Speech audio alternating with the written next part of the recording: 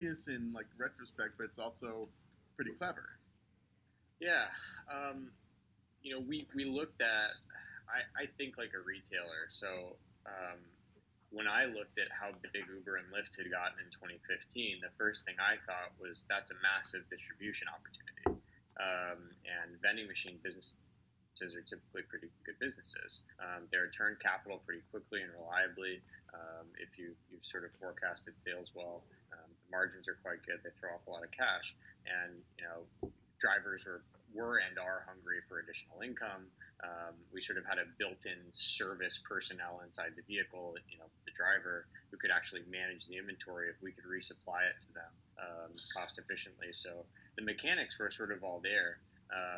And we tested the idea out in New York City with a couple of acrylic boxes inside of Via cars in New York, if you're familiar with that rideshare service. And something like 8.5% of people were actually purchasing things that we sort of put inside the vehicle, which if you're a retail guy like me, 8.5% of conversion is unbelievable. And it was a really bootleg operation that was done with like Square credit card readers, laminated signage that I made at Kinko's, and Love it. and some acrylic boxes I'd bought on Amazon filled with products I bought on Amazon, including some fake Apple products at the time. And things were just flying off the shelf. So we said, okay, we've got something here. We don't know what we have, but the data is really good. So why don't we, we applied to Techstars. I knew as a first-time founder that going through an accelerator program, especially a prestigious one, would be good for, one, learning how to really sort of get a company off the ground, but two, and so this is relevant to this conversation, like really improving my fundraising chops, and both of those things proved to be true.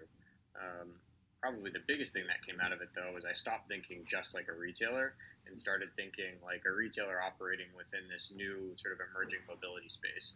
And what occurred to us is that the big idea here is not creating a massive vending machine company. The big idea here is owning the experience inside of the vehicle, because as we go from a driver and car ownership based economy to a shared car economy and eventually to an autonomous economy, we're going to be passengers more often than we're drivers.